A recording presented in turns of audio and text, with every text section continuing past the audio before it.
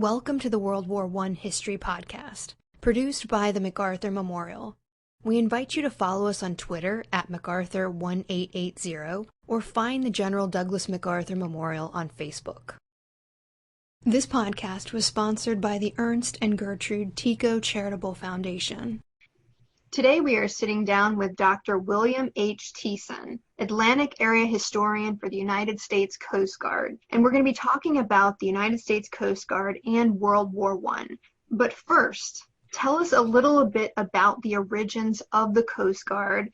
When and why was it created, and was it a military service from the very start? So the Coast Guard was founded, we claim August 4, 1790 as our birthday. And our founder was Alexander Hamilton. He's the one who devised a system of cutters. The fleet originally was 10 to match the number of major seaports on the East Coast. And each cutter was responsible for law enforcement. You'll hear that a lot with the Coast Guard. The Coast Guard was originally a law enforcement agency and continues to be today, even though it's a hybrid of a military agency as well. Basically, the only form of revenue for the new republic was tariffs. And so the Coast Guard, this is import-export tariffs. The Coast Guard was responsible in its ancestor agency of the Revenue Cutter Service for ensuring there was no smuggling, so it is interdicting illegal goods, as well as ensuring that these tariff laws were enforced. So whenever the Revenue Cutter Service raised its flag, which is the Coast Guard ensign, which is used today, it was officially enabled to stop any vessel on the high seas or in harbors, as well as to, if those vessels didn't stop when signaled by the Revenue Cutter, they would be fired upon. And the Coast Guard had legal jurisdiction to bring ships to heave to so they could be inspected and their cargoes could be inspected. So that was the original reason for the first 10 cutters on the East Coast in 1790. And since then, the service has evolved, and that's putting it mildly, because it has merged with other maritime agencies in the U.S., and its form has morphed from being a civilian agency up until 1915 into what is officially a military agency, not housed in the Pentagon, but under DHS. Okay, so when does it become known as the United States Coast Guard? The modern form of the U.S. Coast Guard began in January of 1915. And the reason that the Coast Guard was formed, the modern version was formed in 1915 out of the Revenue Cutter Service, was World War I. World War I, as you likely know, began in 1914, and the U.S. Joined the fight in April of 1917. So there were 3 years there between when the war began in Europe and when the U.S. joined the fight. And during that time, it was deemed important, if not logical, to turn what was the Revenue Cutter Service into the United States Coast Guard, the new military agency, which during wartime would serve as a branch of the U.S. Navy. Now, what we know is that even though the United States was officially committed to neutrality at the start of the war in 1914, by 1916, the U.S. Army and U.S. Navy are preparing for defense and for possible participation in the war. Is the Coast Guard doing the same sort of thing? Just to digress quickly, when I mentioned that U.S. Coast Guard became a official military agency in 1915, it did so because it was formed out of two prior ancestor agencies. One is the Revenue Cutter Service, which I mentioned, and that is considered our core ancestor agency. It was the one around which everything else was merged. But the other agency that was merged with it was the Life Saving Service in 1915. So those two were combined to form the military agency of the U.S. Coast Guard. And so as a result, the new Coast Guard actually did its mission both from shore as well as on the high seas. Both agencies were involved in humanitarian response, saving life and property at sea, whether they came ashore or was still on the high seas. So when the time came to mobilize for World War I, the Coast Guard in 1915 began to make mobilization plans with the Navy. And so they established something called Plan 1, and that is the mobilization plan of the Coast Guard to merge with the Navy. And so in April of 1917, when we officially entered the war and war is declared against Germany, this Plan 1 is broadcast to units of the U.S. Coast Guard that they're to shift their command from their Coast Guard district commands to the Navy. Okay. So the broadcast was put out on April 6, 1917 by Coast Guard headquarters, and all it was a transmission stating Plan 1 acknowledge. Okay. And by the end of the day on April 6th, the Coast Guard units that had received that communication had communicated with their local Navy commands to organize and coordinate their operations with U.S. Navy Command. Is it a very smooth transfer to the Navy? Can you tell us a little bit about how the services manage personnel, supplies, maintenance, promotions, things like that? Well, back in those days, things were small. The service only had about 4,500 enlisted, about 225 officers.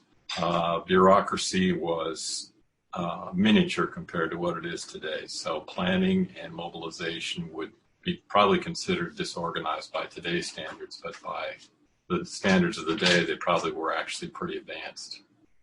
The Plan 1 mobilization had actually been worked out between the Navy and the Coast Guard for months before the war was declared. And so all they really had to do was Plan 1 was basically a document of about 24 pages. Every unit in the Coast Guard had a copy, and all they had to do was, and I'm sure most of them had reviewed that mobilization plan well before the actual Plan 1 acknowledged transmission took place. Let's just say that the transition that you're asking about was as smooth as it could have been for contemporary standards. By today's standards, it might have been considered primitive, but we have a much larger agency with many more layers of planning and exercises and all kinds of preparations that they never even thought of back in those days. I was doing a little bit of reading about promotions being somewhat difficult for guys in the Coast Guard initially. There weren't a lot of opportunities for promotion in the Coast Guard as there were in the Navy, for example. And as a result, there was a lot of interest. There's always been an underlying interest in transferring the Coast Guard into the Navy to become a branch of the Navy permanently, not just during wartime as it is today. And part of that is just because there's more opportunities for promotion, more opportunities for commands, things of that nature. It's always been resisted.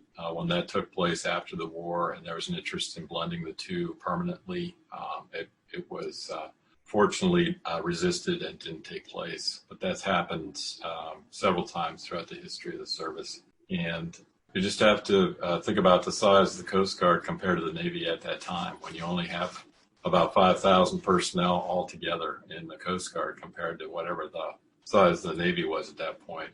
There just wasn't as much opportunity for officers and enlisted people. And you also have to remember that back in those days, for our enlisted folks, today we have advancement all the way from a non-rate up to a Master Chief Petty Officer, and then you can go into the warrant officer ranks or even into the officer ranks. So there was plenty of opportunity today to rise through the ranks literally. I mean, we've had admirals that started out as enlisted members.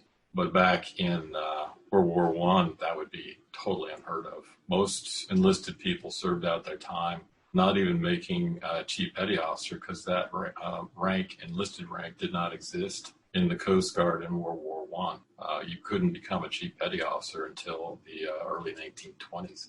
And you couldn't become a senior or Master Chief Petty Officer until after World War II. So advancement in the enlisted ranks was unheard of.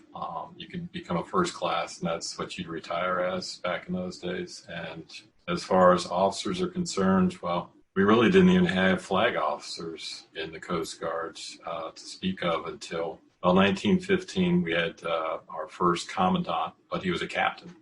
And we didn't really have our first admiral commandant until after World War I. So, like I said, there just wasn't a lot of opportunities in the Coast Guard for promotion or advancement.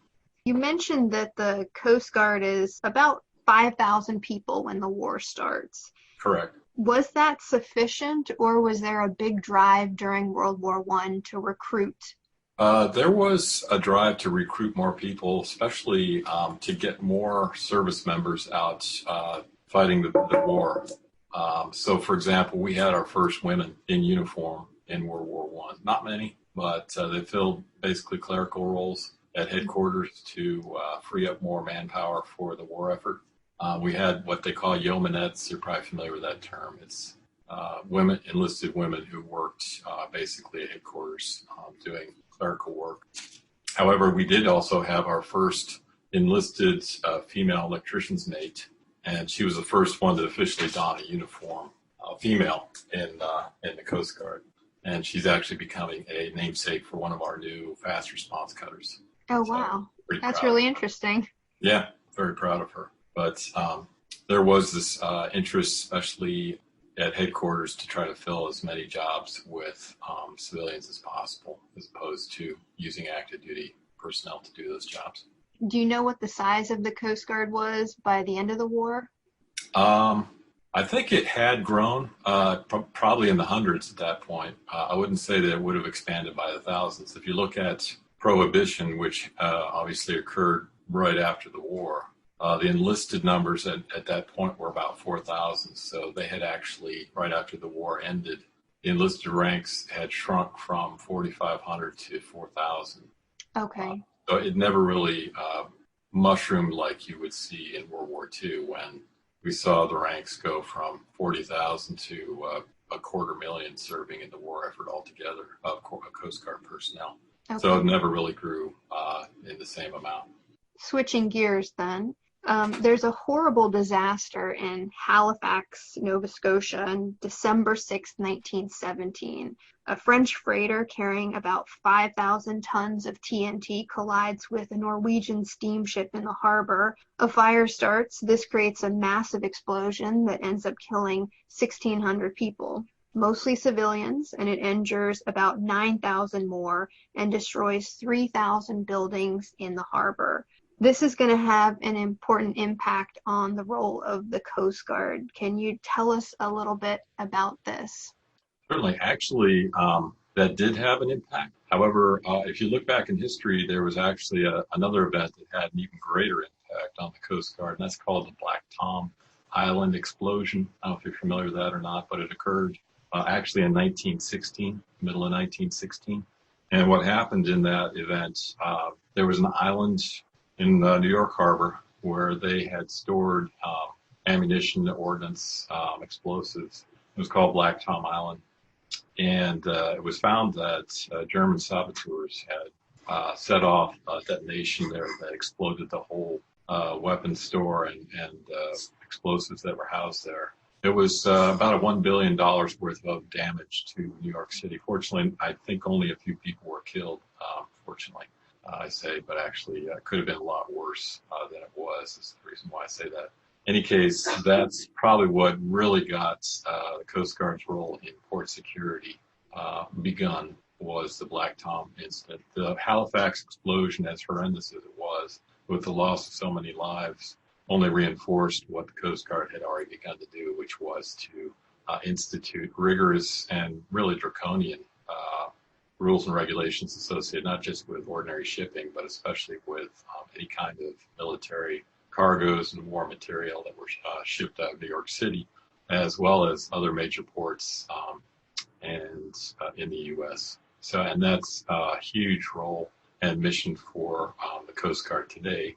And in fact, it probably began in a very minor form before the war even began, because the Revenue Cutter Service prior to 1915 was in charge of monitoring security for anchorages and security and safety for vessels, both recreational as well as commercial, in those anchorages. Wasn't necessarily for cargoes or explosives or anything like that, but just ensuring that these vessels were observing proper safety protocols. And this is prior to the war. So it really was a huge ramp up of that earlier role in an ancestor agency prior to the official Coast Guard's founding. During the war, one of the Coast Guard's primary duties is to protect the ports. Right.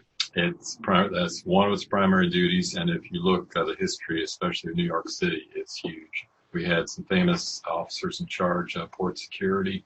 And there's been manuscripts written about just their biography alone. But other ports also had stringent port security rules and regulations set down by the Coast Guard. Even Sault Ste. Marie, considered a very strategic location for shipping because the Great Lakes had a detail to monitor the security there as well. So it was not just New York City, but most major seaports that shipped out war material. Where were the major duty stations for the Coast Guard in the United States during the war?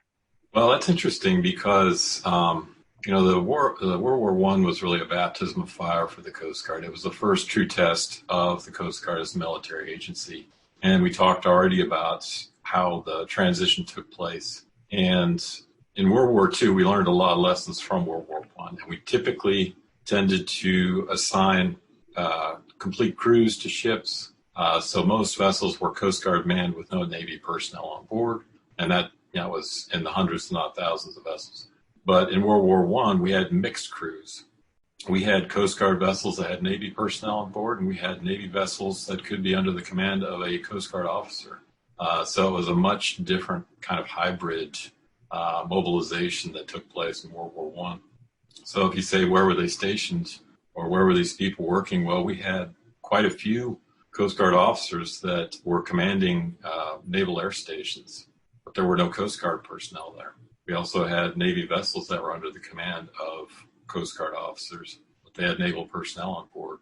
So we had several cruising cutters, which are high seas vessels, that were Coast Guard vessels doing escort duty in Europe. We had one naval air station in France under the command of a Coast Guard officer. We had several in the United States air stations under the command of Coast Guard officers. But as far as major concentrations, the forces would have been spread out from a float standpoint and vessels to most of the major seaports. New York City, of course, was a huge hub for Coast Guard operations and activities. Norfolk, Hampton Roads is huge. A lot of convoys would set forth from those two urban areas, for example, and require the support of Coast Guard. But then forces were spread out. Like I said, the Life-Saving Service was one of the early ancestor agencies. So we had Coast Guard personnel at life-saving stations all along the coast, and they would do beach patrol and search and rescue for freighters and vessels that were attacked or hit mines offshore. We had, for example, one Coast Guard officer who was in charge of the Chatham Air Station, the Naval Air Station there, and he participated in the first attack on a U-boat in the Western Hemisphere. So it was a lot more dispersed and not as strategically placed, I would say, as we see today. For example, today you have thousands and thousands of active duty personnel in the Hampton Roads area, as you do in South Florida and in the West Coast, the Bay Area, San Francisco Bay Area, Seattle.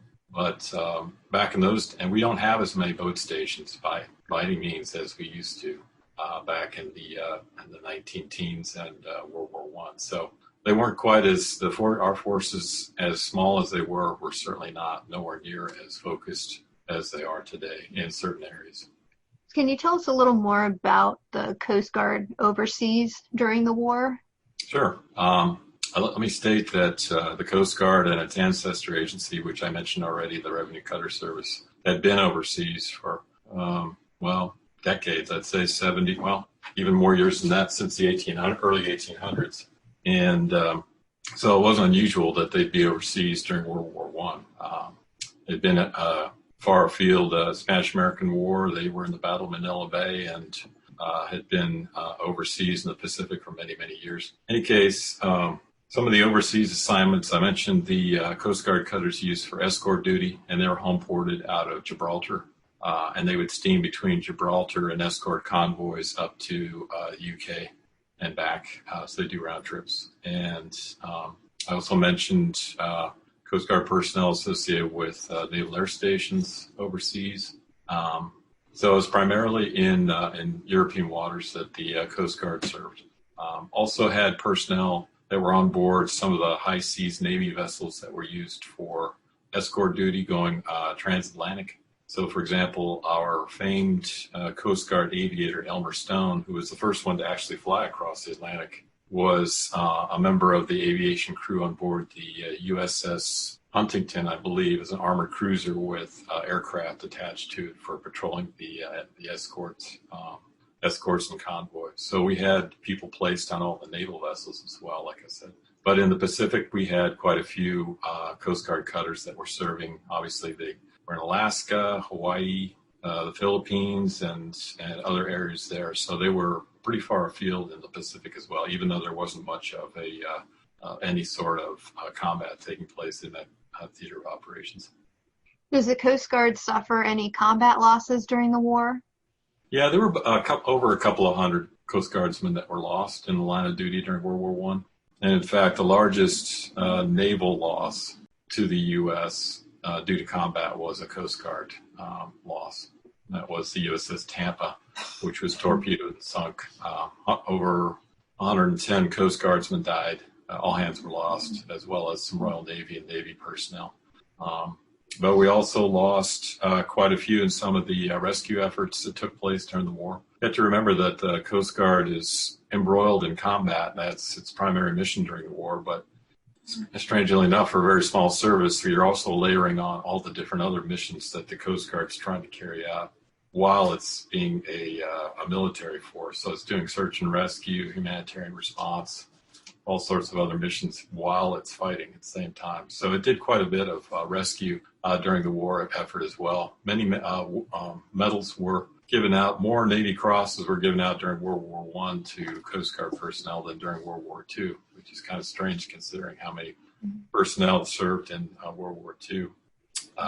So in any case, that's the capacity that a lot of them served in. And as far as the other combat deaths, I mentioned the sinking, but also quite a few members were lost to the Spanish flu pandemic which occurred, you're probably aware, during World War I and in the aftermath of World War I. We probably lost about 50 to 100 service members to Spanish flu. And then you have 24 others that were lost either in combat or in the line of duty somehow or another during the war. So to our numbers, we probably lost a greater proportion of people due to the war effort than perhaps many of the other military agencies. Yeah, proportionally, it seems like the loss was high. Yeah, and if you look at, for example, the other ships that may have been sunk, San Diego was lost in World War I due to a mine, but most of the crew got off. I think the only people that died were associated with the explosion itself. If you look at the Cyclops, which is one of the great mysteries of the supposed Bermuda Triangle, she went down with a couple hundred people on board, none ever seen again. But it's surmised that ship was not lost due to combat, but due to natural causes or accident on board. But the Tampa was lost to a sinking by U-boat. So what is the overall legacy of World War I for the Coast Guard? Well, each one of these events, major events that the Coast Guard goes through, has a transformative effect on the service. Like I said before, it was a baptism of fire. It was the first true test of the Coast Guard as a military agency. It was, in my opinion, a success.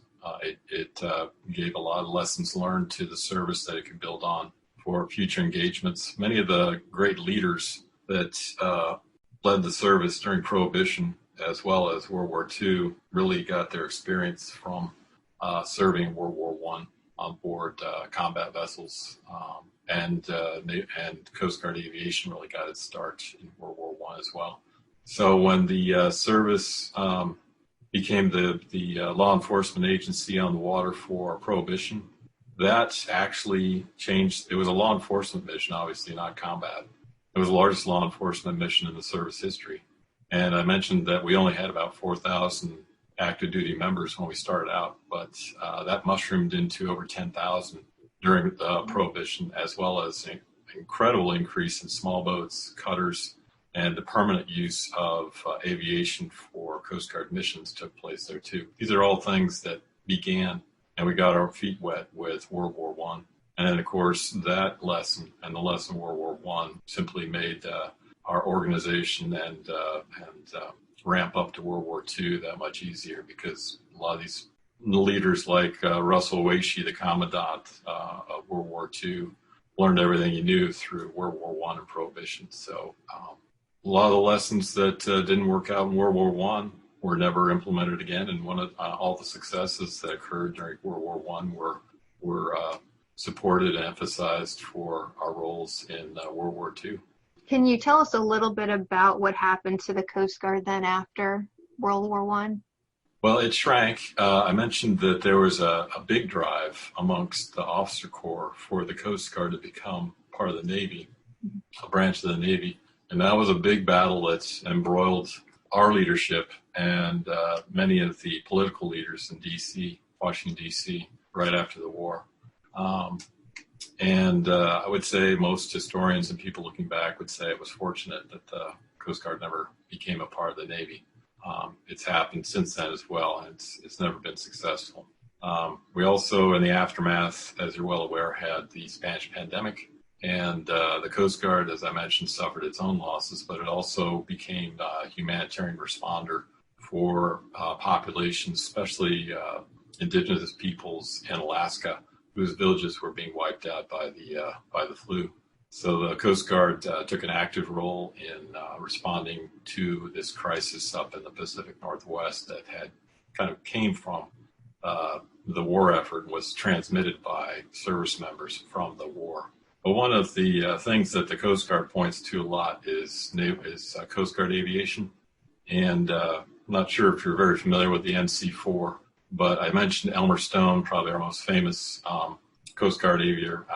He's by far our most famous. And in fact, he's a graduate of Maury High School. He was the first American to fly across the Atlantic. Did not fly nonstop, but he did fly an aircraft. It was a NC-4 Navy biplane. Took off from the U.S., flew up to Halifax with that same biplane. These are huge, monstrous, double-winged aircraft. They look very primitive by today's standards. 3 of them took flight in 1919. Their destination was London, England. Only one made it. It was Elmer Stone's. He was the one that piloted across the Atlantic. They had destroyers set up as a picket line all the way across their flight path in case they crashed or had to land. The other 2 dropped out and were unable to make the passage. But he flew it all the way to the Azores, Portugal, and then wound up in England.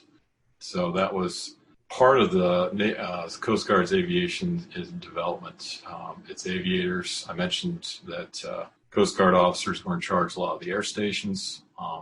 The aviation branch really didn't get a permanent start, however, until Prohibition, when the aircraft were used for interdiction and observation intelligence purposes. That's why it was established permanently.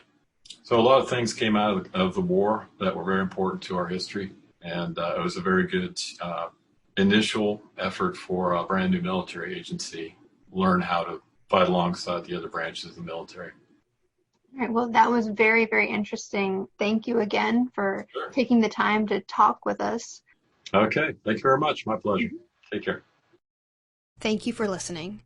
If you have any questions, suggestions, or comments, please contact Amanda Williams at amanda.williams@norfolk.gov.